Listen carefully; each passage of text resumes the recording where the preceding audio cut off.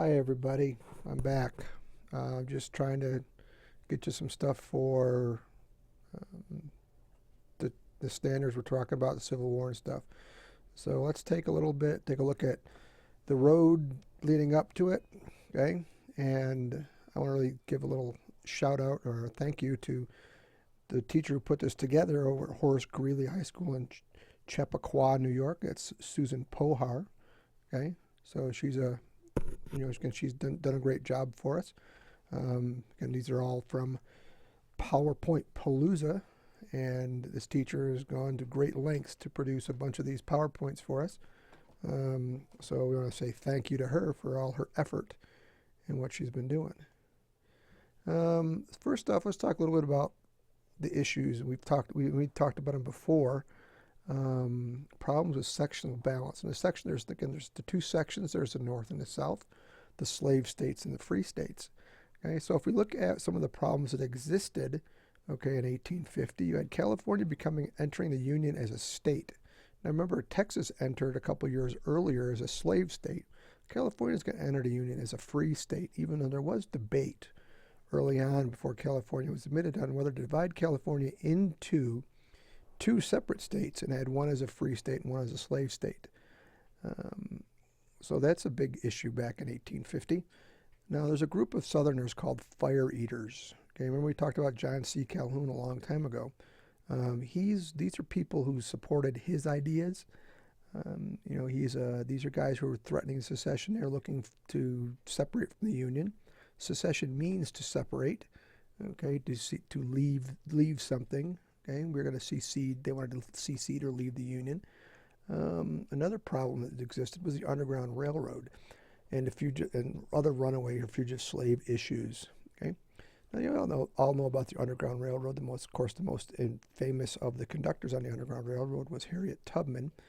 Okay, but the new fugitive slave laws of 1850 really impacted people's personal liberties. Okay, it made it a crime not to assist a slave catcher. And in Prigg versus Pennsylvania, which is a case that dealt with issues in runaway slaves, we see a real good example of that kind of stuff.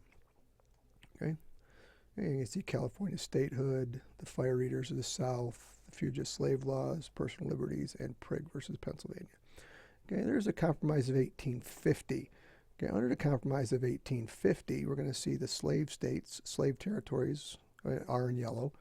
The free territories or free states are in green, and the other territories, Utah and New Mexico, okay, are pretty much open to the idea of popular sovereignty. And we've talked about popular sovereignty before. Harriet Beecher Stowe, she's a abolitionist. Her husband is Henry Beecher. Her father was Henry Beecher. And he was believe it or not, he was a minister who supported people like John Brown and the violent overthrow and the violent abolition of slavery. And Henry Beecher and his sons all sent guns to Kansas and Nebraska in boxes. They labeled the boxes Bibles, and because they're called Beecher's Bibles, they're muskets used by the anti-slavery people in Kansas during the Kansas uprisings and bloody Kansas. But Harriet Beecher Stowe wrote a book called Uncle Tom's Cabin, and in it talks about the evils of slavery and all the people involved with it. Okay, and as you can see there's a quote by Abraham Lincoln. So this is the little lady who started the Civil War. Again, her book was a bestseller for years, and it was one of the things that led to the idea of the fighting of the Civil War. Here's an example of Uncle Tom's Cabin. You can see that sold 300,000 copies in its first year, and by the end of the 1850s, it had sold over 2 million copies. Okay. And Uncle Tom's Cabin, you got to love the depictions of the people of the slaves in the South. Okay, they're not a very complimentary portrayal of African Americans at that time. The know-nothings is an interesting group of people. They're nativists. Okay, these are guys who thought that America was for Americans, and now their idea of Americans were white people born and raised here, who had been here for families that had been here for at least 3 generations. Okay, they were nativists. They were anti-Catholic. Okay, these guys did not like Catholics, especially Irish Catholics. Okay, and they were, again, not a very popular group. Okay, and they were anti-immigrant. Okay, now today we talk about anti-immigrants, but these were anti-immigrant everybody, whether you're coming here legally, illegally, it didn't matter. They just did not want people from other countries coming to the United States. Okay, and they really came out of New York City. Okay, the election of 1852, you're going to see Franklin Pierce, the Democrat, Winfield Scott. He's a general. He was one of the heroes of the Mexican War. And John Parker Hale was a member of the Free Soil Party. That's a really interesting little group. These are people who saw the West as uninhabited land, and the government should just give it to anybody who wants to live out there. And so they had a whole bunch of obscure ideas, but the Free Soil Party wasn't anything in particular. But Franklin Pierce is going to win the election of 1852. And Franklin Pierce, unfortunately, goes down in history as one of the worst presidents in American history. He literally did nothing. And some people rate him at the worst president at number 46. Okay, here's the election results of 1852. You can see that Franklin Pierce pretty much won everywhere except Massachusetts, Vermont, Kentucky, and Tennessee. The KansasNebraska Act of 1854. This is a very controversial law that passed. It was dealt with how to organize and deal with slavery in the territories that were, again, part of the original Louisiana Purchase. You can see that you see Kansas Territory and Nebraska Territory, and the original line of the Missouri Compromise of 1820. Okay, and you got free states and slave states, and territories opened to the idea of popular sovereignty from the Compromise of 1850. And then you have, again, Kansas, Nebraska being divided in 1854, and the idea of popular sovereignty. Now, if you notice, if you look at the map here on the right, you can see the state of Missouri. Okay, right here, state of Missouri. Okay, and what's going to happen is you're going to see people from Missouri cross the border to Kansas, so that they're going to have an impact on the election and the ideas of popular sovereignty in the state of Kansas.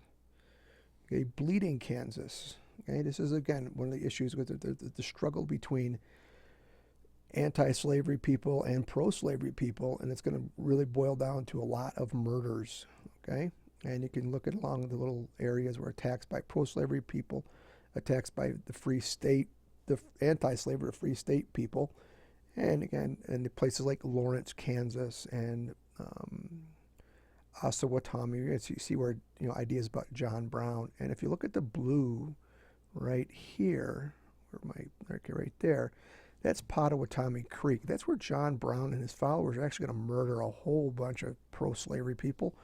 And it's not a pretty sight. In bleeding Kansas, literally that. I mean, people were dying, and on both sides, over the idea of slavery in the new territory and soon to be state of Kansas. Okay, border ruffians, those are pro-slavery people from Missouri who crossed into Kansas to try to encourage or influence or threaten residents of Kansas, to vote in favor of slavery. Okay, the crime against Kansas. Charles Sumner, he's a Republican, a representative senator from Massachusetts. He is very anti-slavery, and he gets on the floor of the Senate quite often and rails about the evils of slavery.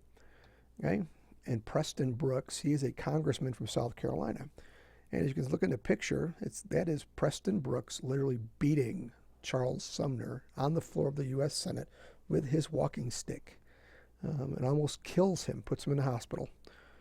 Okay, there's John Brown. Okay, John Brown is, again, he's the anti-slavery guy who believed that it was a sin against God to have slavery. And you can see the picture, how they depict him as this great hero, and he's remembered a lot of different ways, but ultimately John Brown is a crazy man who murdered a bunch of people in trying to get slavery ended. Okay, the birth of the Republican Party in 1854. These are Northern Whigs, Northern Democrats, Free Soilers, Know Nothings, okay, and miscellaneous opponents to the Kansas-Nebraska Act. These are the groups that came together to form the Republican Party in 1854. Okay, and these groups all have a general idea of wanting to get rid of slavery. The Know Nothings, again, were these nativists, anti-Catholic, anti-immigrant people who were just trying to, influence the election. They weren't a big deal, but they did have some influence. Okay. The election of 1856, you're going to see James Buchanan. Okay, Franklin Pierce was such a bad president, he doesn't even get nominated in 1856 by his own party. But he's going to be replaced by James Buchanan, okay, another pretty much do-nothing president. But literally, Buchanan is a guy who could have done more to stop the American Civil War. But again, he did little to nothing. John C. Fremont, he's a Republican. He's from Cali. He's an explorer, believe it or not. He's known out here in California as one of the founding fathers of the state of California. And Millard Fillmore, he's the Whig candidate for president. And Fillmore will eventually become president one day, but not in 1856. Okay. And there's the election results of 1856. You can see that Buchanan carried all of the South and some of the other border states of Kentucky and Missouri, Illinois, Indiana, and of course he won California, which ironically Fremont should have won because he was one of the founders of the state of California. Dred Scott versus Sanford. Dred Scott is a slave, of course, and we think we talked about this before, but Dred was a slave who belonged to an army officer, doctor, who traveled all over the country. And he was stationed periodically in states like Minnesota and Wisconsin and up near Michigan. And Scott, after his owner had passed away, was supported by friends, Northern friends, anti-slavery friends, who tried to get him declared free. And ultimately, in a Supreme Court decision, okay, Dred Scott versus Sanford, the Supreme Court ruled that African Americans could not be citizens, were not citizens, and were not entitled to the rights and privileges of any other people. Okay, the Panic of 1857, not a big deal. It's an economic crisis. We're not going to spend much time on it. Okay, the Lincoln-Douglas debates, again, this is something we talked about. And again, this is the bottom quote here: "The House divided against itself cannot stand." These are debates by between Abraham Lincoln and Stephen Douglas, okay, for the Senate seat in Illinois. And there were 7 of them. And they traveled all over the country, all over the state of Illinois, arguing or debating, really, the issues of the day. And slavery was the big one, and secession. And again, part one of Lincoln's ideas is the House divided against itself cannot stand. Basically, you can't have both free and slave states. Okay, and you can see there's Lincoln making his speech. Lincoln was 6'4", okay, and Stephen Douglas is 5'4". There was a huge height disparity between these two guys. There's Stephen Douglas. He is often referred to as a little giant. And again, his idea of popular sovereignty. Okay, John Brown's raid on Harpers Ferry in 1859. Again, after he left Kansas, he actually kind of snuck out of Kansas because they were trying to arrest him. He came up with a plan to incite a slave rebellion in the South, and what he did was he raided a federal arsenal at Harpers Ferry, Virginia, and tried to seize weapons and get the slaves to rise up and come to his aid. Unfortunately for John Brown, the slaves didn't, because there was no communication. And he's going to be surrounded at Harpers Ferry at the arsenal by none other than the Southern hero of the American Civil War, Robert E. Lee, who was commandant or superintendent of West Point and one of the premier officers in the U.S. Army in 1859. Brown is going to be arrested. There's going to be a shootout, and he's going to be wounded and be arrested, and eventually he's going to be put on trial and hanged. Okay, now the election of 1860 is a whole different world. Okay, this is where you see the Republican Party. Okay, and their candidate Abraham Lincoln, John Bell, who is from the Constitutional Union Party. Again, these are nativists and a bunch of people like that who were trying to stop slavery, but really just limit the size of government and influence of government on people. Stephen Douglas is a Northern Democrat, and John Breckinridge is a Southern Democrat. So you can see a split in the Democratic Party. And this really helped Lincoln win the presidency because, after all, his name didn't appear on any of the ballots in any of the 13 Southern states in 1860. So he literally had to win every other state to become president of the United States, and which he did. He won the North and he won California. Okay, Republican Party platform in 1860: non-extension of slavery, a protective tariff. Okay, we've talked about those before. Okay, that means they want to keep slavery limited to where it existed. A protective tariff. Okay, this is to encourage people to buy American.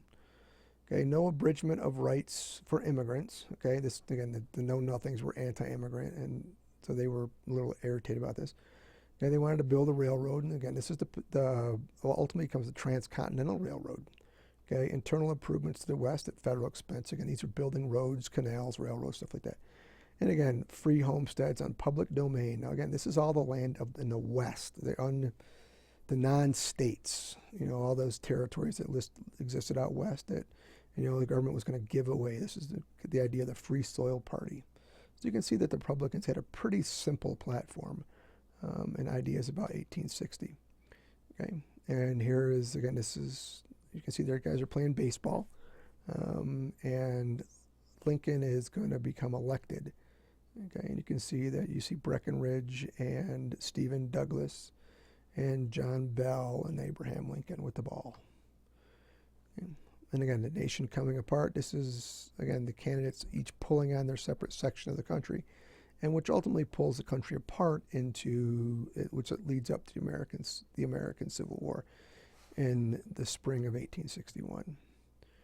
Okay, here's your election results. You can see that Lincoln literally won the North, Breckinridge won the South, Stephen Douglas won Missouri, and John Bell won what are considered the border states.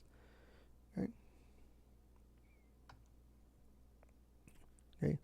Senator John Crittenden, again, he went out there, tried to convince the Southerners to not, run away to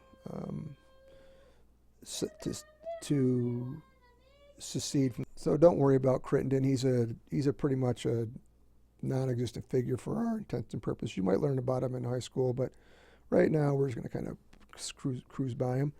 And you can see the secession started in South Carolina in December of 1860. And the blue states seceded before the firing on Fort Sumter. Okay, the pink states seceded after the firing on Fort Sumter. And the border states that did not secede: Missouri, Kentucky, West Virginia, Maryland, and Delaware. Okay, and 4 of those states, Maryland, West Virginia, Kentucky, and Missouri, all had slavery. So those states stayed out of the war. West Virginia, in fact, seceded from the state of Virginia. When Virginia decided to secede from the Union, West Virginia decided to secede from Virginia. So that's an interesting little sidebar of the American Civil War. West Virginia was actually created at the beginning of the war and became a state within a few years of applying. Okay, Fort Sumter, April 12th, 1860. That's 1861. Again, it's 152 years. Okay, on Friday, the beginning of the American Civil War, April 12th. Okay. Confederate forces fired on the Union fort at Fort Sumter, and the commander didn't fire back. Fort Sumter simply took it and refused to fire on the city. Okay, and there's the end. Let's lead up again our beginning of the American Civil War. Okay, I hope you enjoyed it, and we'll see you again later. Bye.